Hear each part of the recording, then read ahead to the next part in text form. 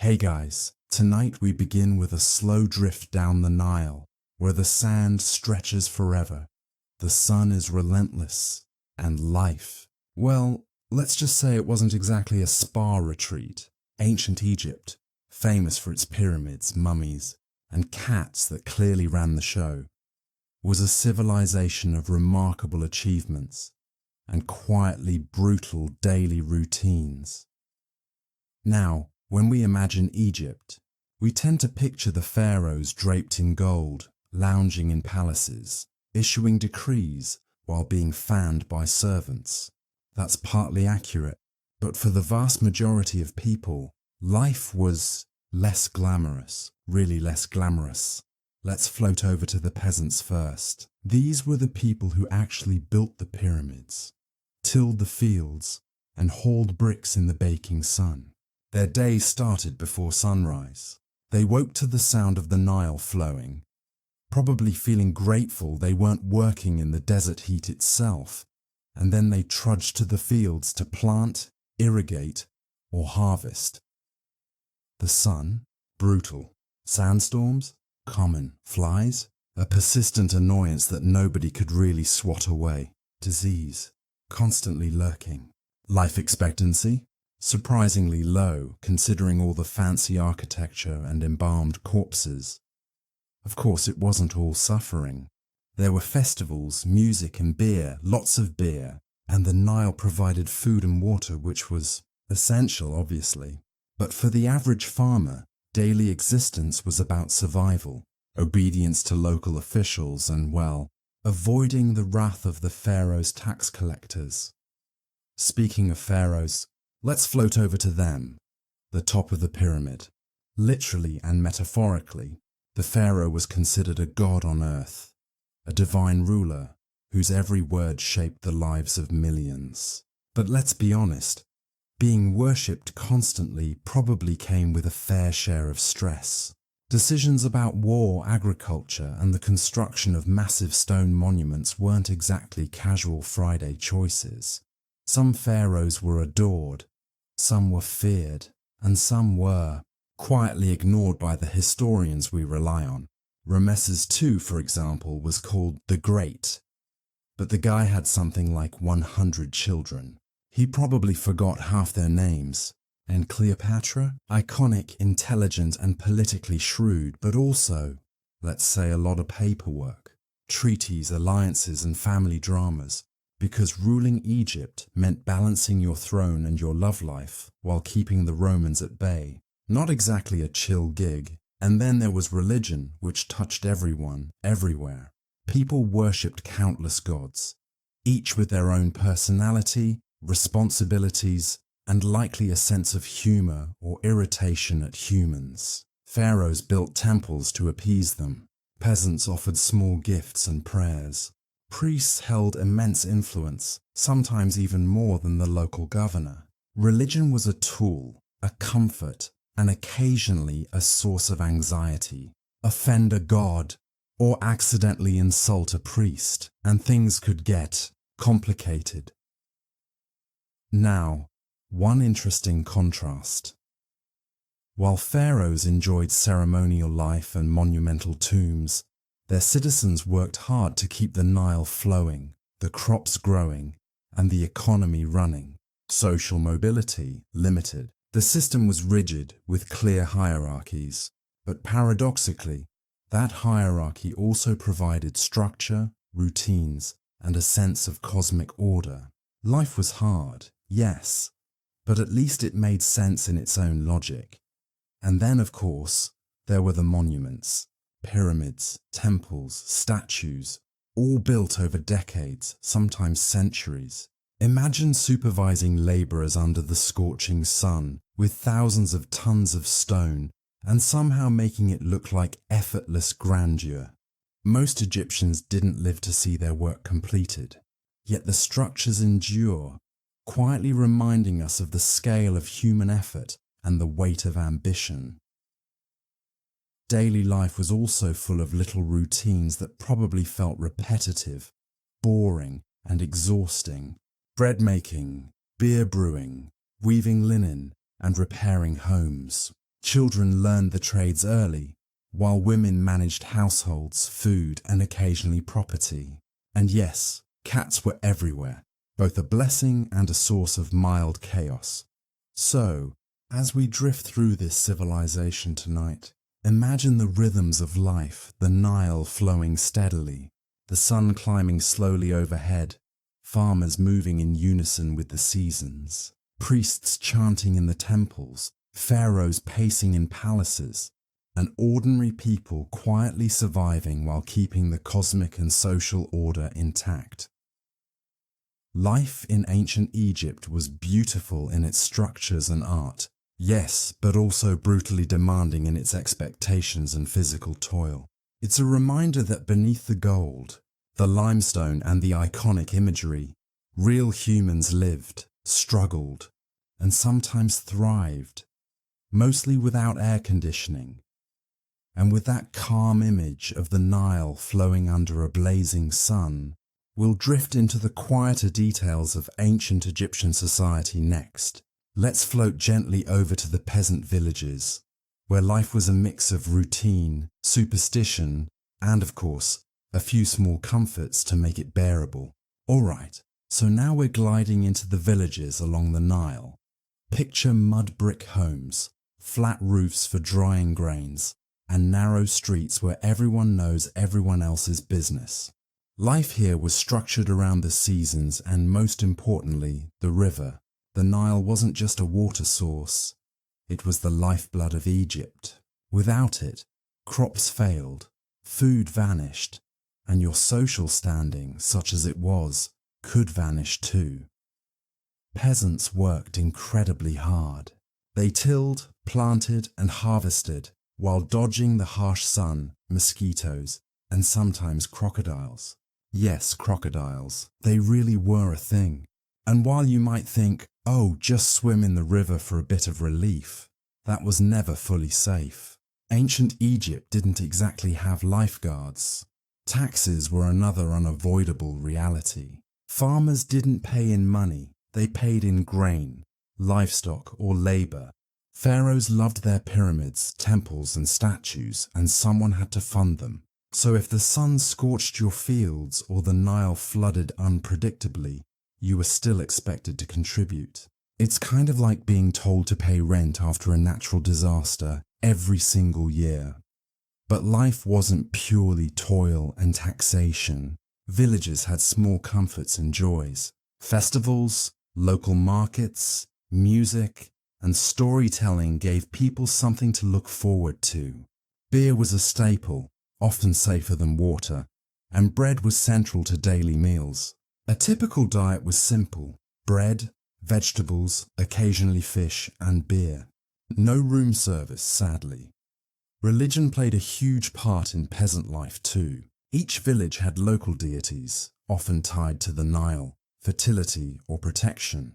Farmers prayed for rain and for the river to behave. They offered small sacrifices, maybe a loaf of bread, a chicken, or some incense. Priests were intermediaries, interpreting signs, and sometimes wielding more authority than the local governor. Offend them at your peril, or at least you might have felt that way. Children began learning practical skills early. Boys often followed their fathers into farming or craft work. Girls helped with household duties, weaving, or food preparation. Playtime existed but was limited and closely tied to chores. Imagine a sandbox, but also one where you're practicing survival skills.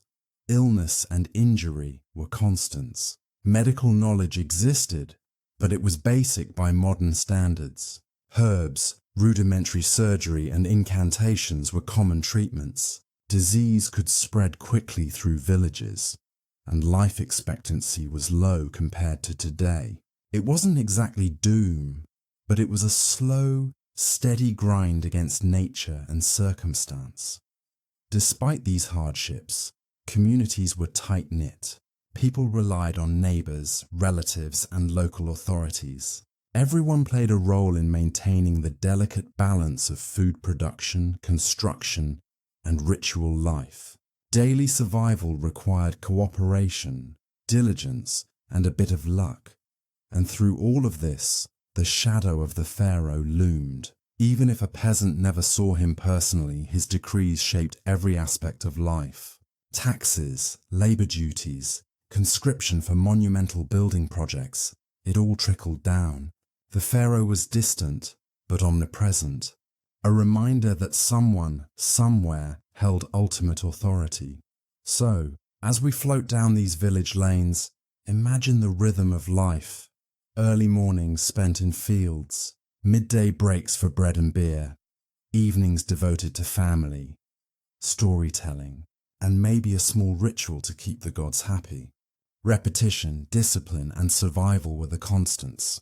Life was neither glamorous nor dramatic, but it had its own quiet endurance.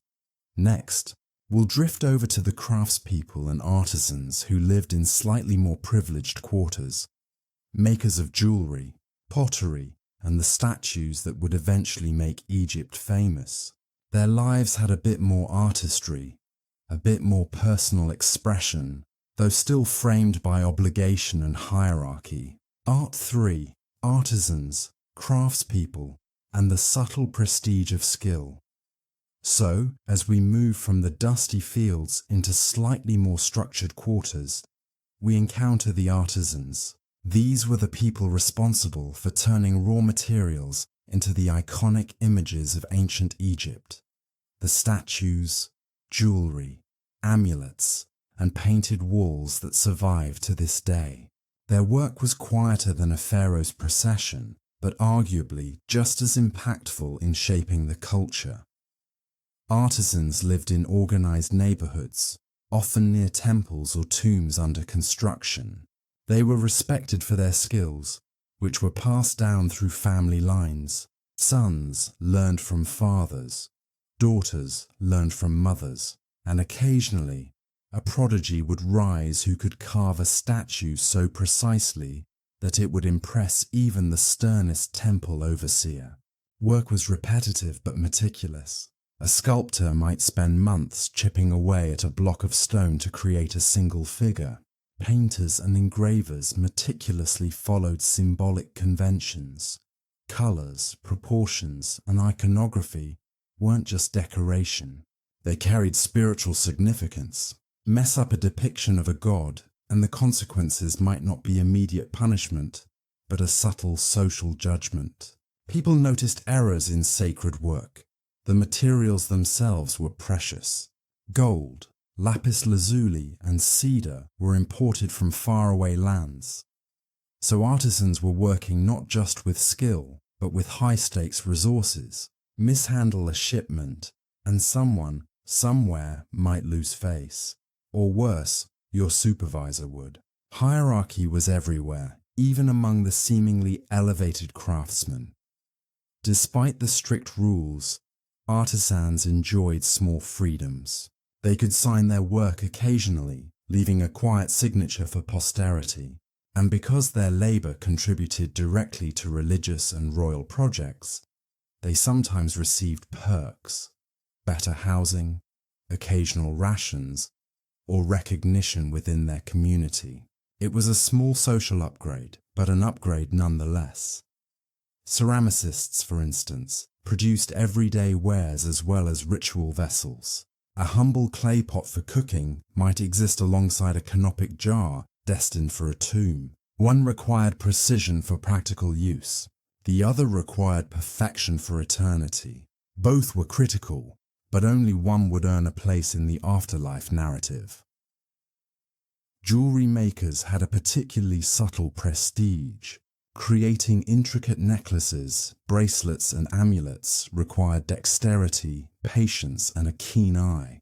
These objects were more than adornment. They were believed to hold protective power, so a mistake could be spiritually inconvenient, or at least socially embarrassing. Speaking of spirituality, the work of artisans often intersected with religion. Temples, statues, and inscriptions weren't just art. They were conduits between mortals and gods. Painters applied colors according to symbolic meaning. Green for fertility, red for life or chaos, gold for eternity. Precision mattered. The wrong hue could alter the ritual's effectiveness, or at least that's what the priests would have said. Artisans' lives were rhythmically slow, almost meditative. Long hours bent over stone or clay, the soft scrape of chisel or brush providing a steady background hum. It might not have been physically brutal like the fields, but it required a different kind of endurance, mental patience, attention to detail, and a willingness to obey both craft conventions and social hierarchy. And yet, even in this structured, skill-focused existence, gossip, minor rivalries, and small joys thrived. Maybe someone secretly added a little flourish to a piece, or joked quietly about the pharaoh's latest decrees. Life might have been ordered, but humans have a way of squeezing amusement from the tiniest gaps. Next, we'll drift over to the scribes and scholars, those rare people whose work was entirely mental, yet just as grueling in its own subtle way. Writing, record-keeping, and ritual knowledge carried prestige, yes, but it also meant immense pressure to be accurate. One mistake in accounting or law could ripple outward in consequences nobody really wanted to manage. Part 4. Scribes, scholars, and the burden of knowledge now. Let's quietly float over to the scribes. These were the intellectual backbone of ancient Egypt, the ones who actually knew how to read and write. Unlike the farmers or artisans, they weren't bending under the sun or chiseling stone all day, but their work carried its own weight. And trust me, mental labor can be quietly exhausting. Scribes were essential to the state, the temples, and the economy. They recorded taxes, managed inventories, drafted legal documents, and maintained historical records. Imagine writing painstakingly in hieroglyphs for hours, each symbol meticulously carved or painted, knowing that a single mistake could cause administrative chaos, or at the very least, embarrassment. Accuracy was everything. Their training began early. Only boys from certain families were allowed to study under a master scribe. They learned writing, mathematics, and the subtle art of memorizing large amounts of information. Mistakes weren't tolerated. Patience and diligence were rewarded. By adulthood, a scribe could manage the day-to-day operations of an entire village or temple. Quietly powerful, yes, but with pressure that never really let up. And let's not forget the bureaucracy. Taxes had to be calculated correctly, inventories meticulously logged, and official letters carefully phrased. Pharaohs demanded precise records for land, labor, and tribute. Temples required exact lists of offerings and rituals. Scribes became the invisible cogs in a massive machine of administration, making the entire civilization function smoothly. Despite the rigor, scribes did enjoy certain privileges. They were literate, which was rare. They often wore cleaner clothing than peasants or laborers and had access to better housing or food rations. They could read papyri or temple scrolls, occasionally enjoy music or literature, and sometimes even influence decisions by presenting information strategically. In a society governed by gods, pharaohs, and ritual, knowledge truly was power. But with power came stress. One miscounted sheaf of grain, one miswritten decree, and suddenly you were responsible for complaints, audits, or worse. The work required long hours, concentration, and often an uncanny ability to sit in silence for extended periods, perfectly still, perfectly focused, hieroglyphs in front of you, keeping track of everything from grain shipments to priestly obligations. Scribes also held a unique connection to the divine. Writing wasn't just functional, it was magical. Words were believed to hold power.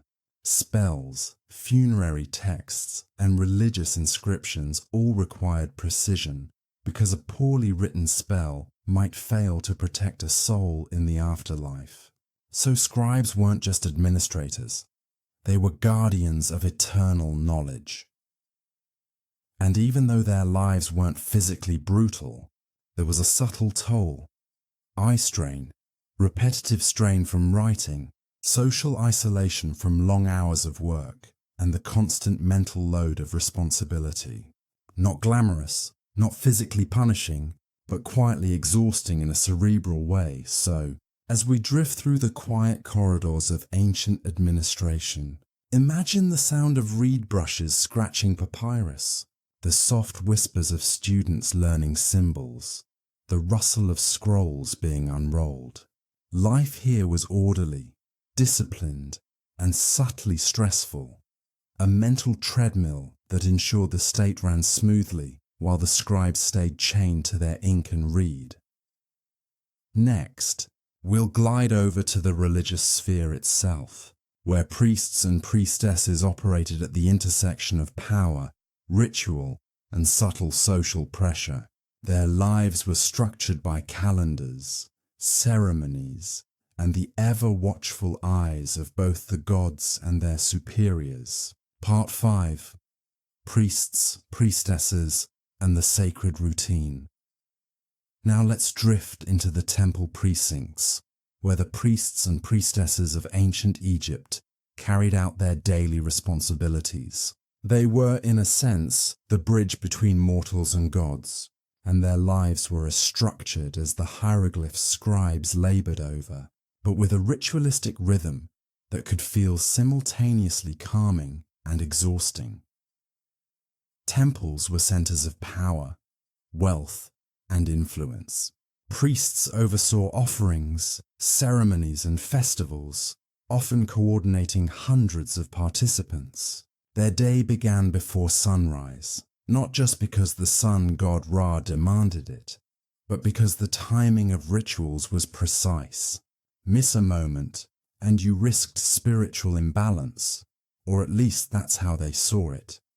Daily duties included maintaining statues, cleaning sacred spaces, reciting prayers, and preparing food and drink offerings. It sounds meditative, and sometimes it was, but imagine repeating prayers, chants, and rituals exactly the same way every day for years. There's a subtle mental pressure in perfection, especially when your performance is watched by peers, superiors, and symbolically, the gods themselves.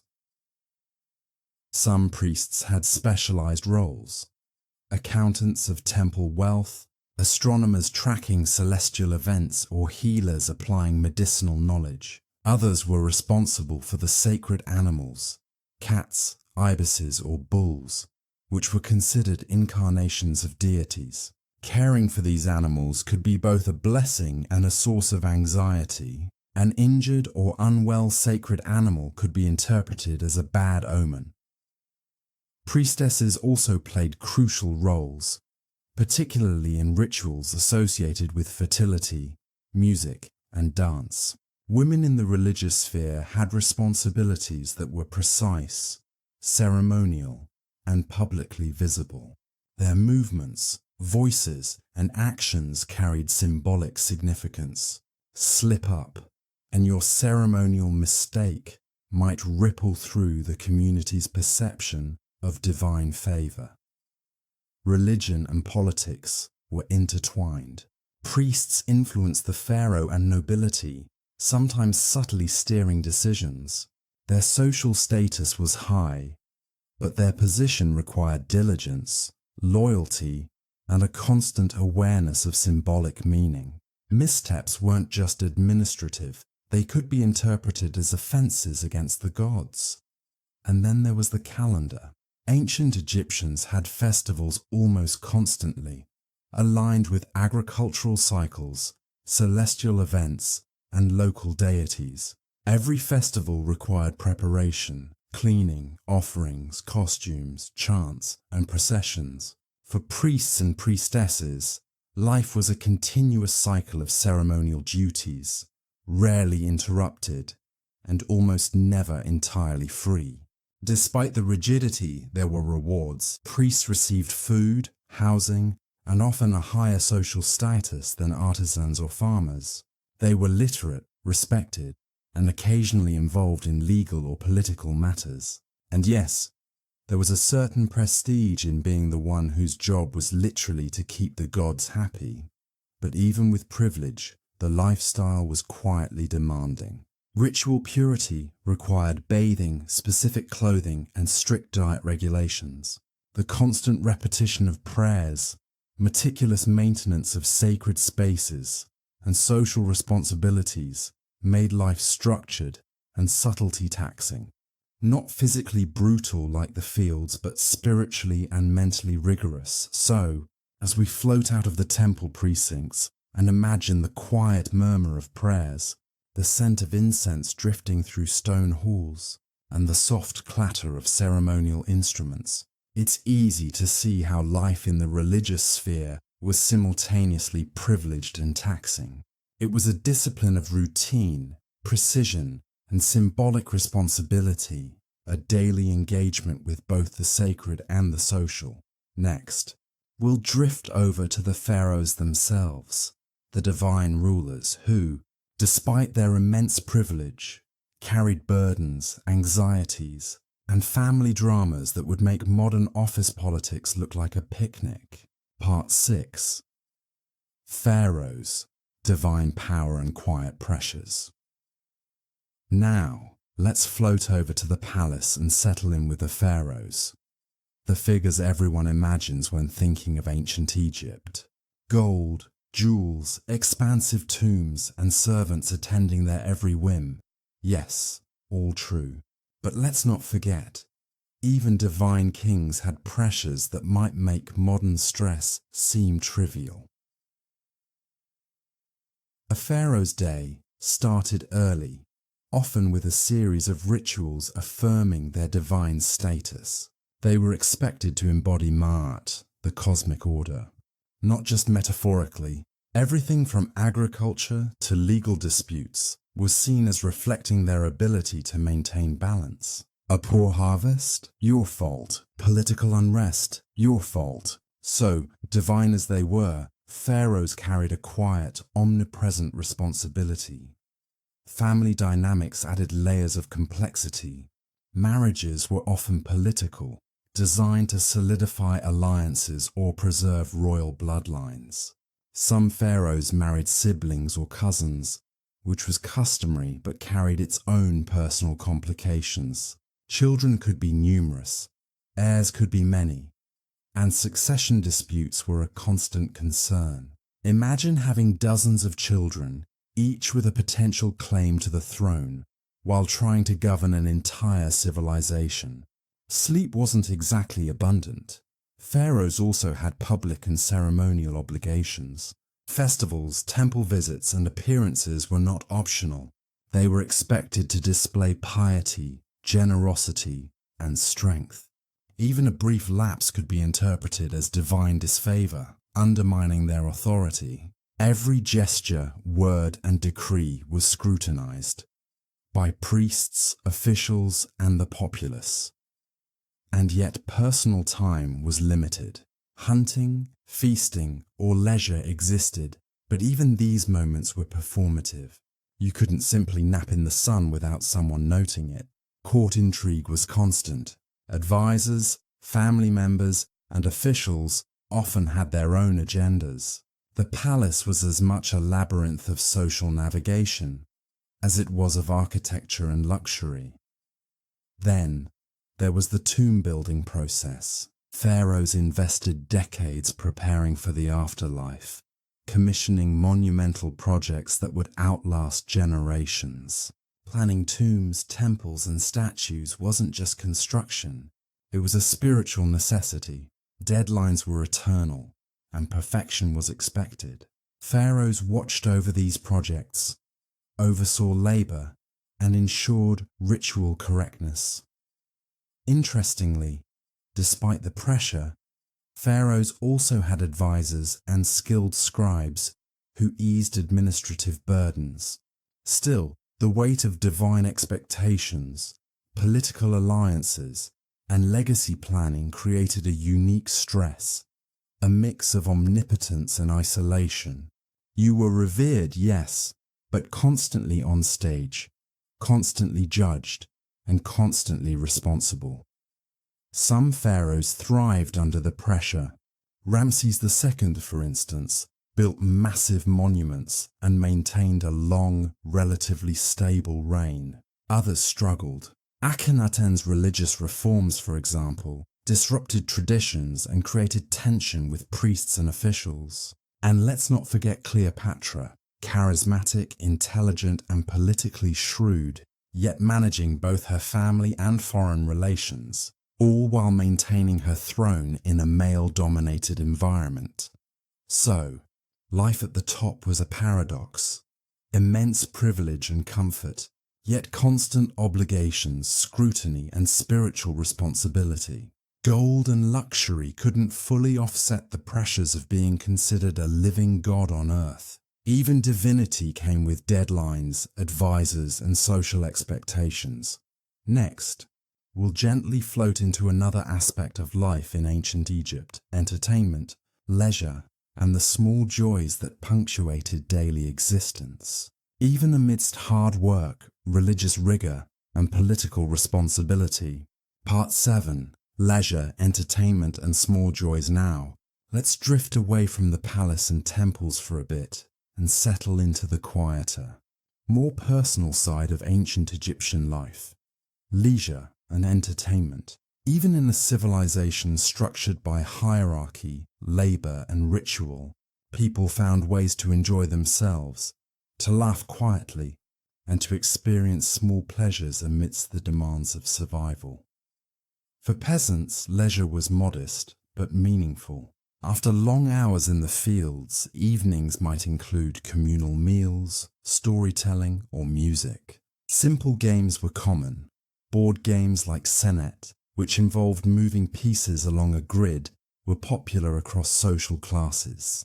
Playing a game wasn't just fun. It could be seen as a way of interacting with fate, the gods, or simply passing the time in relative peace. Artisans and craftsmen also found moments of enjoyment between projects. Singing while working, sharing meals, and socializing with neighbors or family provided brief respite from the meticulous, repetitive labor of their trades. Festivals, often tied to religious calendars, offered rare days of feasting, music, and dance. Imagine stepping out of your workshop to watch musicians perform, children running around, and the scent of roasted meats filling the air, a welcome break from daily toil. For the elite, scribes, priests, and certainly pharaohs, leisure was more elaborate but just as structured. Banquets, music, and dancing provided entertainment. Yet even these gatherings adhered to etiquette and social hierarchy. A misplaced gesture or word could be noted even subtly. Still, there was an art to enjoying life, and ancient Egyptians appreciated beauty, craftsmanship, and artistry. Hunting was a favorite pastime for nobles. It combined sport, skill, and social display. Hunting trips were also opportunities for bonding, negotiation, and demonstrating prowess. The Nile provided another outlet. Boating and fishing were both practical and recreational, offering calm moments in otherwise busy, structured lives. Music and performance were central across all levels of society. Lyres, flutes, drums, and vocal performances were integrated into festivals, religious ceremonies, and private gatherings.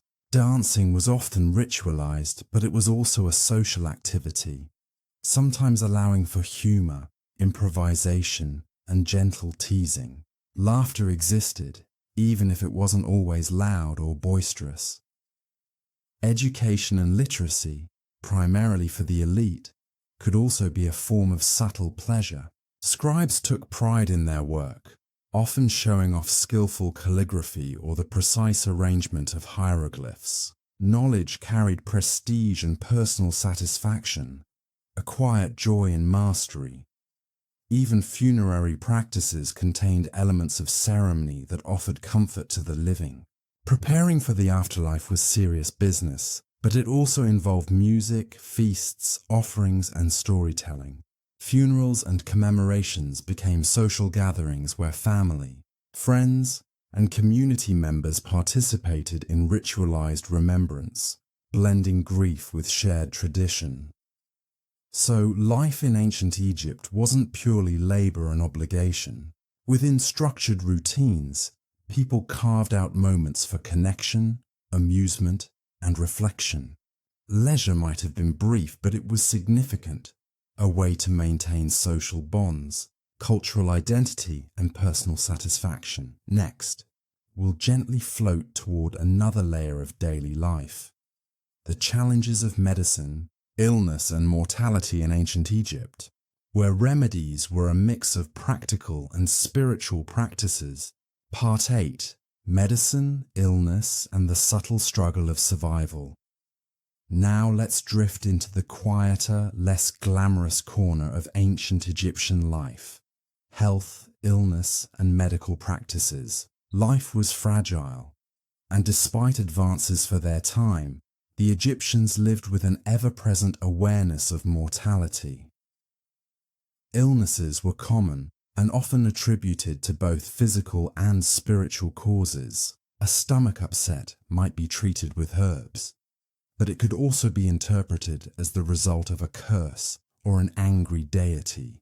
Doctors, often priests themselves, approached treatment with both practicality and ritual. Remedies could include honey, castor oil, or poultices, combined with prayers, amulets, and spells. Modern medicine might scoff, but these methods reflected a holistic approach to body and spirit.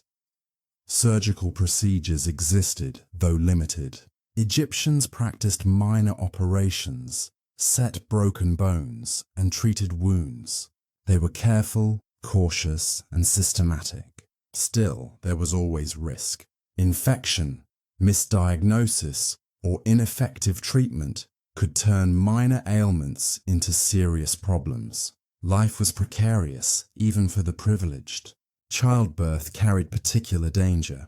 High infant and maternal mortality rates were common, making every birth an event of both hope and tension. Families relied on midwives, herbal remedies, and protective charms. Successful delivery was cause for celebration, but the shadow of loss was never far.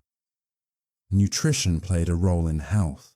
A diet largely of bread, vegetables, and beer sustained the population, but deficiencies were common, especially among peasants. Seasonal variability and flooding could affect grain supply, resulting in malnutrition or famine. Even those living near wealth and abundance weren't entirely immune, as disease could spread rapidly in crowded spaces. Mental health, though poorly understood, was also a consideration. Stress, grief, and social pressures could manifest in physical symptoms. Temples sometimes provided spaces for healing, not just physically but spiritually and emotionally, blending ritual, prayer, and communal support. Despite these challenges, Egyptians developed practical strategies for survival. Hygiene was emphasized: washing hands, bathing, and cleaning homes and streets, especially in urban centers. The Nile provided water for both life and ritual cleansing, intertwining practicality and spirituality. Funerary practices reflected the awareness of mortality. Elaborate tombs, mummification, and preservation of the body for the afterlife were not just spiritual exercises. They were practical methods of controlling what little could be controlled over death. The elite invested heavily in these preparations, ensuring that even in death, status and identity remained intact. Even in the face of illness and death, life continued in cycles. People worked, worshipped, celebrated, and prepared for both the living and the afterlife. Survival required resilience, adaptation, and an acceptance of forces beyond human control. Next, we'll glide toward the final layer of our exploration: the cultural legacy daily rhythms, and the quiet endurance of life in ancient Egypt, showing how people found stability, beauty, and meaning amidst the challenges. Part 9. Daily rhythms, culture, and the enduring legacy now. Let's gently drift into the rhythms of everyday life. The cultural heartbeat of ancient Egypt, and how people quietly endured and found meaning despite the hardships we've discussed. Daily life was structured by the sun, the Nile, and the seasons. Farmers rose early, tended crops, and relied on irrigation to ensure harvests. Artisans worked in workshops, scribes in quiet chambers, priests in temples. Even leisure followed a rhythm. Communal meals in the evening, music during festivals, quiet reflection during prayer. Structure permeated existence, creating a sense of continuity and purpose. Family and community were central. Households often included extended relatives, sharing resources, labor, and care for children and the elderly.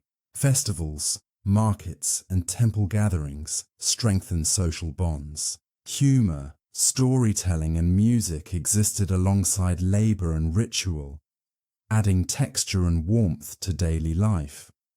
Art and architecture reflected societal values. Statues, reliefs, and painted walls weren't just decorative. They communicated ideals, history, and religious devotion. Craftsmanship was a source of pride and a way to participate in eternity. Even common homes contained symbolic objects, like amulets or small shrines, tying everyday life to larger spiritual narratives. Education and literacy, though limited to certain classes, shaped the intellectual landscape. Scribes and priests preserved knowledge, recorded history, and maintained administrative continuity. Their work ensured that culture, law, and religion endured, giving the society a sense of cohesion across generations. Music, dance, and storytelling provided emotional sustenance. Lyres, flutes, drums, and vocal performances were integrated into both ceremonial and recreational life. Even mundane work might include rhythmic songs to pass the time. Children played simple games, learned stories, and gradually absorbed cultural knowledge. The Nile remained central to life. Its predictable flooding sustained agriculture, shaped the calendar, and inspired spiritual reflection. Water travel connected communities, enabled trade, and allowed for exploration. Life flowed with the river, steady, rhythmic, and ever-present, a natural metronome to daily existence. Mortality and health concerns persisted, but people found ways to mitigate anxiety through ritual, preparation, and community.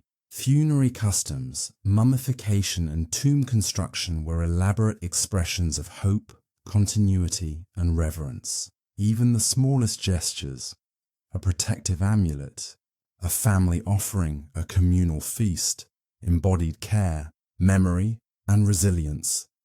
Through work, ritual, leisure, and care, ancient Egyptians created stability amidst uncertainty. Life was rarely easy, but it was textured, disciplined, and full of subtle meaning. Ordinary people, priests, artisans, and rulers alike navigated pressures both mundane and spiritual, creating a civilization that has endured for millennia. And with that, we reach the gentle close of our exploration. Imagine the sun setting over the Nile, soft colors reflecting on the water, temple bells echoing faintly, and the quiet rhythm of life continuing in homes, workshops, and fields, an enduring hum of civilization, softly fading into the night. Part 10. Reflection and the quiet end of the day. As we settle into the final drift of our journey, let's take a calm, slow look at the broader picture of ancient Egyptian life, connecting the threads of labor, ritual, leisure, and mortality. Life in ancient Egypt was structured, disciplined, and deeply intertwined with spirituality. Every occupation, from farmer to pharaoh, carried responsibilities, both practical and symbolic. Daily rhythms were guided by the sun, the Nile, and religious calendars. And while the elite had privileges, even they navigated pressures of succession, ritual, and public expectation. Ordinary people, artisans, farmers, traders, lived with labor, uncertainty, and dependence on natural cycles, yet they found ways to enjoy moments of play, storytelling, music, and communal connection. Even in hardship, small joys persisted, grounding life in shared experience and continuity. Scribes, priests, and priestesses balanced mental, spiritual, and social demands, contributing to the smooth functioning of society. Their work connected the mundane with the divine, the immediate with the eternal. Every hieroglyph, ritual chant, and offering was a thread in a vast, ongoing tapestry of cultural and spiritual life. Health, mortality, and survival were constant concerns. Medical practices combined practical remedies with spiritual care, reflecting an understanding of the inseparability of body and spirit. Funerary rituals ensured continuity, memory, and hope beyond life, blending care, artistry, and belief into enduring traditions. Even pharaohs, resplendent in gold and authority, experienced pressures invisible to those outside the palace walls. Divine responsibility, family politics, and the expectation to maintain cosmic order created a subtle, pervasive tension. Luxury did not erase duty. Power was inseparable from accountability. Yet through it all, life persisted. Festivals, games, music, dance, and community gatherings offered respite, reflection, and connection. The Nile's steady rhythm mirrored human endurance, while art, architecture, and writing preserved memory across generations. People, ordinary and elite alike, navigated labor, ritual, pleasure, and survival, building a civilization whose echoes remain visible today. As night falls on our imagined journey along the Nile and into the hearts of temples, workshops, and palaces, imagine the soft rustle of papyrus, the gentle ripple of water, and the muted chants of evening prayers. Civilization moves quietly, with order, care, and subtle endurance, fading into a calm, timeless hum. So, let your mind float, letting the details of life, ritual, and quiet endurance settle. Ancient Egypt was a civilization of rhythm, responsibility, and small persistent joys. And as we drift towards sleep, let the soft, structured cadence of their world carry you gently into rest. Part 11. Epilogue. Whispering echoes of ancient Egypt now. Let's drift even more gently, letting the echoes of ancient Egypt linger in the quiet spaces of your mind. Think of this as the soft, almost imperceptible hum that continues after the sun has set over the Nile, after the temples are silent and the workers have returned home.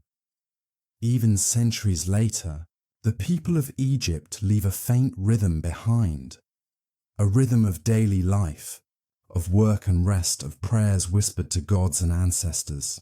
Their struggles, joys, routines, and rituals form an undercurrent that shaped a civilization, yet they were, in many ways, not so different from us. They worried about food, family, health, and legacy.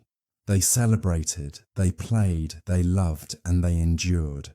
Imagine walking slowly through a quiet tomb, hieroglyphs etched in soft stone walls, telling stories of kings and queens, of ordinary lives preserved in the permanence of memory. Every symbol, every carving, is a voice calling across time, not demanding attention, but offering a gentle presence. Even the smallest gestures, placing a loaf of bread on an offering table, humming a tune while weaving, or pausing to watch the Nile reflect the sunset, carry meaning. These moments, quiet and unremarkable in the grand sweep of history, were the very texture of life. And it is in these small, repeated acts that civilization finds its continuity. Let your mind linger on these whispers. Feel the stillness of a temple courtyard at dusk, the soft breeze over fields of grain, and the faint scent of incense drifting through stone corridors.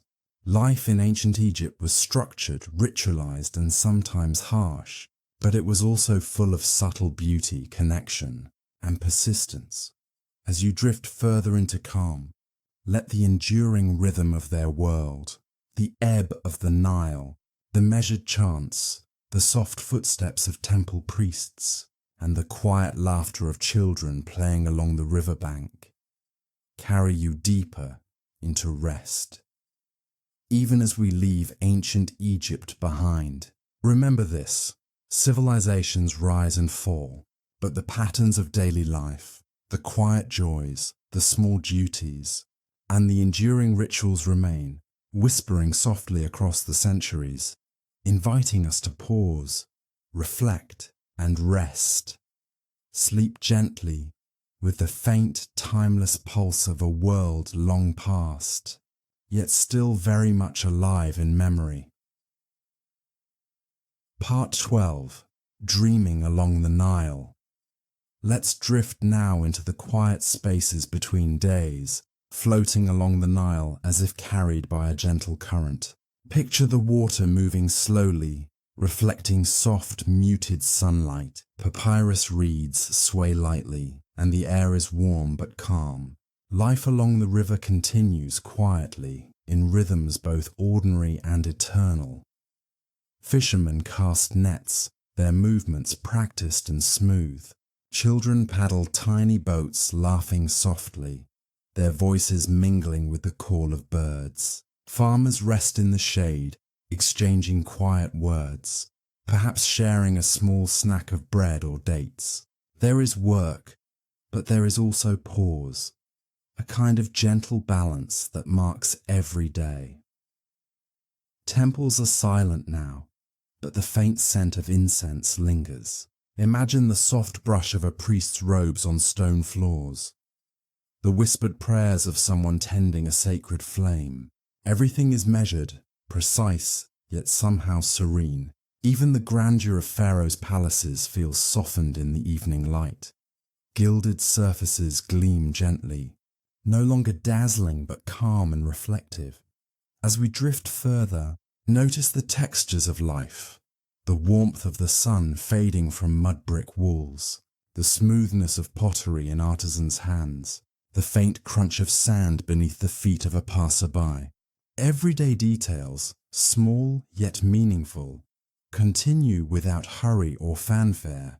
Even mortality, which shaped so much of their thought, seems distant here. Funerary rituals, mummification, and offerings now feel like acts of care, reminders of connection across time rather than burdens. Life, even fleeting, carries continuity in small gestures, in shared routines, and in moments of quiet observation. Let your mind glide with the Nile, tracing its path through fields, villages, and cities. Feel the gentle pull of water, the soft murmur of community life, the enduring presence of a civilization that balanced work, worship, joy, and reflection. And as night falls, stars emerge in the desert sky, mirrored faintly in the river below. Let the shimmer of distant fires, the quiet of villages, and the eternal flow of the Nile lull you further into rest. Ancient Egypt, in all its structured complexity, becomes a world of soft patterns, gentle routines, and whispered continuity, perfect for drifting off to sleep. Part 13. Nightfall and the hidden lives of the city now. Let's drift even deeper into the quiet of ancient Egypt as night settles over towns and cities. The bustle of the day has softened, and the streets, which once echoed with the clatter of carts and chatter of merchants, now hold only faint murmurs. Imagine lanterns casting long, wavering shadows along mud brick walls, illuminating courtyards and narrow alleys in a gentle golden glow. Even as the world grows quiet, life continues in subtle ways. Families gather around small hearths, sharing bread and stories of the day. The aroma of simple meals, lentils, onions, roasted grains, lingers in the warm night air. Children whisper to each other, their laughter hushed so as not to disturb sleeping neighbours.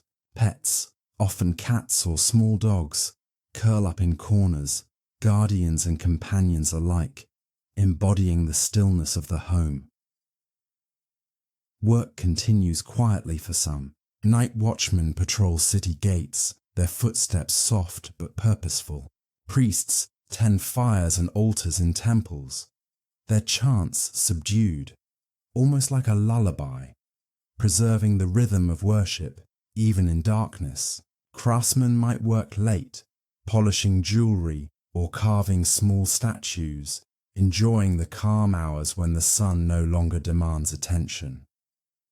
Meanwhile, along the Nile, the water moves silently. Fishermen in small boats feel the gentle pull of the current as they prepare nets for morning work. Waterfowl rest among the reeds, and the occasional ripple reflects the faint starlight overhead. Life and labour intermingle seamlessly with stillness, creating a balance that is both peaceful and enduring. Even in the hush of night, ancient Egyptians remained attuned to the spiritual world. Small offerings, bread, beer, or flowers were left at household shrines. Amulets were tucked close to sleeping children, intended to guard against misfortune. Dreams were given attention. They were seen as whispers from the gods, subtle guidance or gentle warnings. Some slept lightly, attentive to the signs of the night, while others sank into deeper rest, surrounded by symbols of protection and care.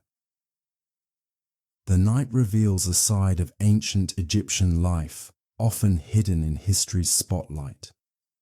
The private, quiet moments where human experience, love, care, reflection intersects with the ongoing pulse of civilization. As the stars rise higher and the world falls into softer rhythms, the city, the countryside, and the river exist in harmonious, unhurried continuity. As we let the night deepen around us, imagine floating over rooftops, temples, and riverbanks, feeling the calm flow of life, the gentle presence of people long past, and the soft echo of daily routines continuing quietly in the darkness. Part 14. Dreams, Myth, and the Subtle Spiritual World. Now, let's drift even more gently, floating into the inner lives of ancient Egyptians as night deepens and dreams take hold. Sleep was not merely rest, it was a doorway to the unseen, a subtle space where the spiritual and mortal worlds intertwined. Dreams were considered messages from the gods, from ancestors, or even from the natural rhythms of the world. A simple vision could be interpreted as a warning, guidance, or encouragement.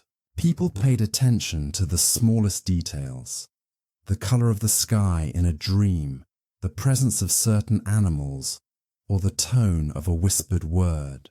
Every night carried the possibility of insight, subtle or profound, and dreams were recorded, discussed, and respected.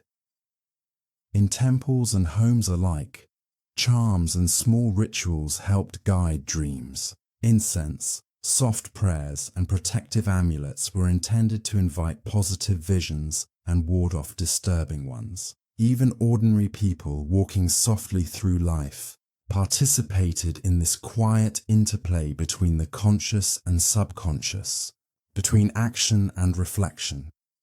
Mythology hovered just beneath daily life, shaping imagination and providing frameworks for understanding existence. Stories of Ra's journey across the sky, of Osiris's passage through the underworld, and of Isis's persistent devotion were not just entertainment. They were threads linking daily labor and leisure to eternal cycles. These tales, told around fires or whispered before sleep, helped people feel connected to larger patterns beyond their immediate experience. Children learned these myths through soft storytelling, absorbing moral lessons, societal norms, and the comforting rhythm of repetition. Adults reflected on them, drawing parallels between divine trials and human challenges. Even in the quietest moments, mythology provided context, explanation, and subtle reassurance. Life, death, labor, and leisure all converged in these nocturnal spaces. Families might sleep with small offerings near their beds, whispering prayers for protection, while others dreamed lightly, unconsciously weaving the day's events with divine patterns. The Nile, ever present, seemed to flow even into dreams, its gentle current mirrored in the soft rhythms of sleep. The spiritual world was never distant. It was woven into architecture, art, ritual, and personal reflection. Temples and tombs contained layers of protection, guidance, and symbolic resonance. Even as ordinary Egyptians drifted into unconsciousness, the unseen patterns of life continued to pulse quietly around them, offering both order and comfort. As you imagine this, let your own mind slow, following the gentle current of the Nile into dreams. Visualize quiet villages, temple lights flickering in soft darkness, and the subtle hum of life continuing under starlit skies. Ancient Egypt, in all its complexity, becomes a place of calm, patterned continuity, where work, ritual, play, and sleep exist in harmonious, unhurried rhythm. Part 15. The Eternal Flow. Closing meditation. Now, let's gently arrive at the final drift of our journey through ancient Egypt, allowing the rhythms of life, work, ritual, and dream to settle completely around us. This is the soft exhale after centuries of history, a quiet place where all the threads we've explored converge. Imagine standing on the bank of the Nile at night. The water moves steadily, reflecting a sky dotted with countless stars. The villages along its banks are silent, but the echoes of life remain. Children's laughter from the day, soft footsteps along streets, the distant call of an owl, the gentle ripple of water against reeds. Everything continues, unhurried, balanced and enduring. Temples rest in shadow, yet the faint scent of incense lingers, a reminder of prayers and rituals offered long ago. Tombs hold stories etched in stone, preserving memories, hopes, and subtle joys. Even the smallest gestures, an offering, a protective amulet, a song hummed quietly, carry significance, linking generations across time.